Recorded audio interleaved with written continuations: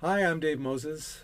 I'm a writer and hypnotist that lives in Vancouver, and this is the second video of the Writers Hypnosis Project, or the Hypnosis Writers Project. At any rate, it's a project that I've created. I invited 6 writers to work with me over 4 weeks to see what effects, if any, hypnosis could have on their writing.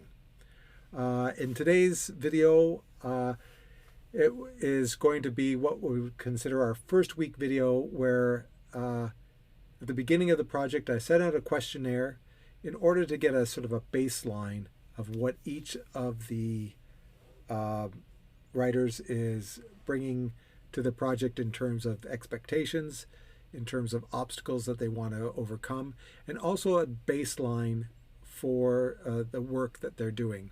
And I'm going to share some of the responses here with you. Here, I'm just going to turn on the questionnaire. Again, it was just I'm curious about how this will affect with writers, but I'm also open to exploring what effect it could have on just creative people in any field. You know, in terms of writing, producing, directing, acting, painting, sculpture, performance. I'm really curious about the effects of that hypnosis might have on creators and artists. So here I'm just going to go down just a little further here. When we started, the first question I asked on it was what the baseline of what is their typical output now. So with that in mind, I asked each of them to give me what they felt was their output at the moment. And as you can see, there's a variety of responses. Some people are blocked and they're not writing anything, although in the past they had typically been pretty prolific. Other folks have there's been a lot of stalling. Some gave their response in terms of pages per day, some pages per weeks, and some said that they write per project, so that they may go weeks without writing anything, but then write crazily for an amount of time. Right at the moment, I would say that none of them, and here we go. Or this is the next question, was how satisfied were you with your creative output? And then you'll see here that there's one of them, one of the writers was as high as a 7, but most of them were lower, with the majority of being below 5, of being happy with that output, so that they all acknowledged that they wanted a greater output. I'm curious about how work is going to go with the person who said that they were, 7 out of 10, which I would say, well, that's not a bad creative output. It'll be interesting to see where these bars go from this first questionnaire to the last questionnaire. Next, I asked them what they felt was the biggest obstacle that's facing them now as a writer. And I created this list out of my own challenges I faced as a writer, but also chatting with my friends and finding out the things that they felt were things that were standing in the way.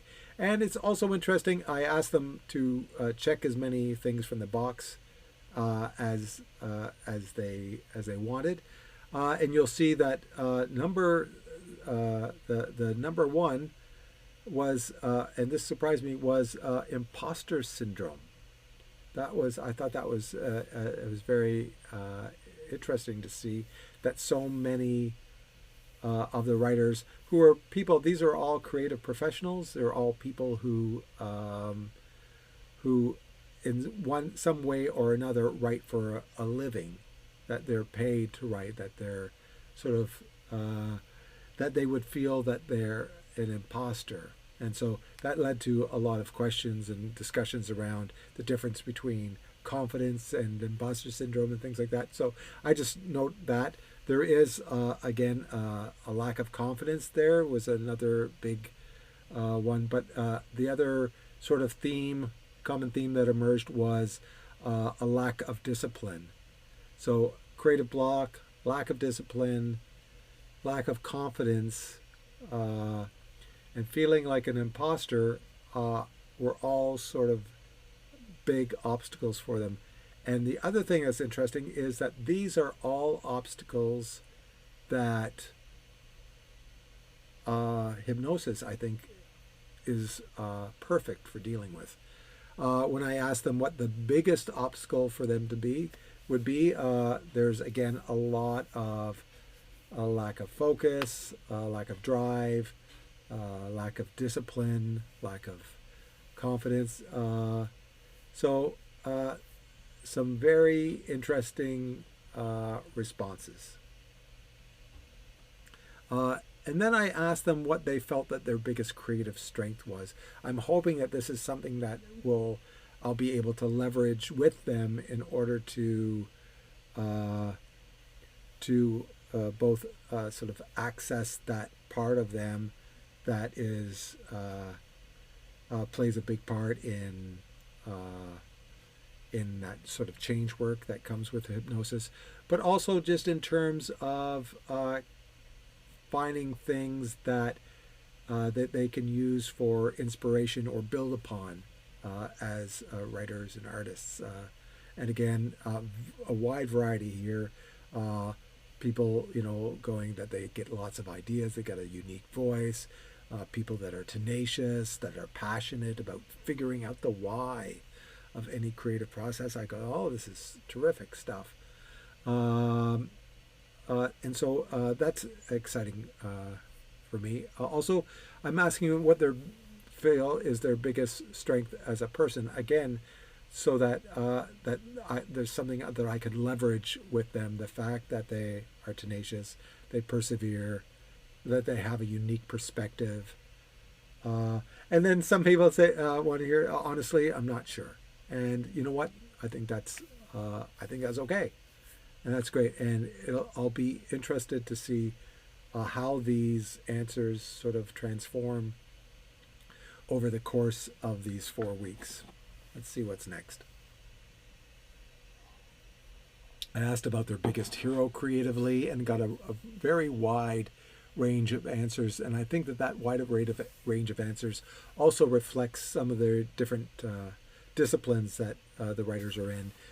We've got screenwriters, bloggers, short story writers, and playwrights and musicians. So there's a lot of different backgrounds and people coming from different places here, which I think is going to be exciting. I also asked them if there was a specific project that we could work on, because I think the other part of the project is when it came time to getting a sort of quantitative result, a measurable result of our work, that it would be beneficial for them to see a project through, or to focus on a particular project that we could use to ideally at the beginning have either a nascent project or an incomplete project or a project that needs work into a project that is either completed or on the road to being completed. So and so far I think that's again is something that we can really sort of leverage and build excitement about, and it helps create a nice structure to the sessions too, I think. And then I'm asking on a scale of 1 to 10 how important their creative life is to them, and this is fascinating. This is of them. Of the people that I asked, 10, the majority, almost all of them picked 10 out of 10 is really important to them. And only one of them said it's only 7 out of 10. And I have a feeling that that's going to be a problem. You'll notice that some of the that the numbers don't quite add up here, that there are more people signed up. That's just through an early thing that some of the writers sort of signed in and did more than once. So it's more of a paperwork thing, and I know which of the writers wrote which answers and have been able to explain things with them. But I just wanted to put it up there so that you could see the differences there. I also asked them to imagine themselves at a place of future success, imagining that this hypnosis, could offer a miracle cure. I don't feel that it does. I definitely wouldn't take it off the table. But where they see themselves, what they want to see, because if we have that goal in place, especially in the pre-talk, which is so important with the hypnotic sort of like alliance that you have with your subject, that it's, if they can see where they want to be and they know where they are, that ability to see that path that they're going to have to take is a lot easier, a lot clearer to see the things that are going to be necessary in order to achieve that goal.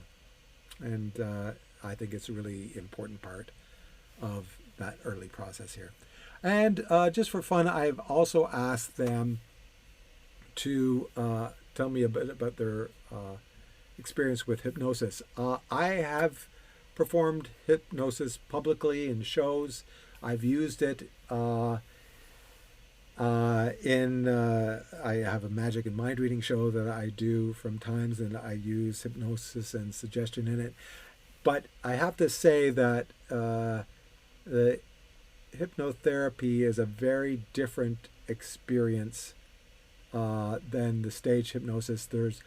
I'm more concerned with the theatricality in the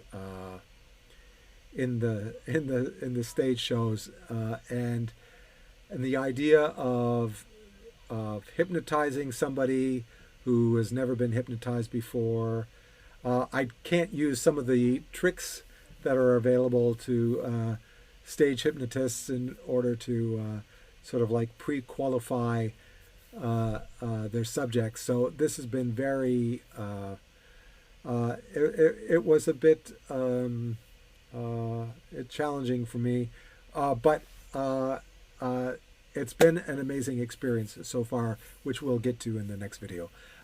So only one of the participants had been hypnotized before, and apparently that was years and years ago, and they don't really remember it. And just to find it, in terms of the range of expectation, I asked if they knew people had, and again, only 2 people had known people that had been hypnotized themselves. So I was bracing myself for, in the pre-talk and in the hypnosis session, to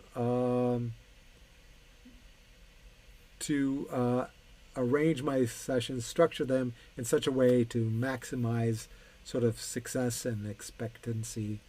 And I'll talk to the folks who are interested in that sort of thing in the coming episodes. But that was just interesting. And I asked them what they thought that hypnotic experience was. And I think the good thing is that they recognize themselves as sort of a participant, to differing degrees of active participant, but that they all saw themselves as a participant, and it wasn't just sort of me saying something and them sort of waking up and having been changed. So I think this is reassuring that they see themselves in a process working with me in order to achieve a certain state and certain results. So I think that's about it for today's video. I asked them about their prospects of being hypnotized and what the words that they would use to describe it, and so that's fun. I mean, it's nice to see that many were curious.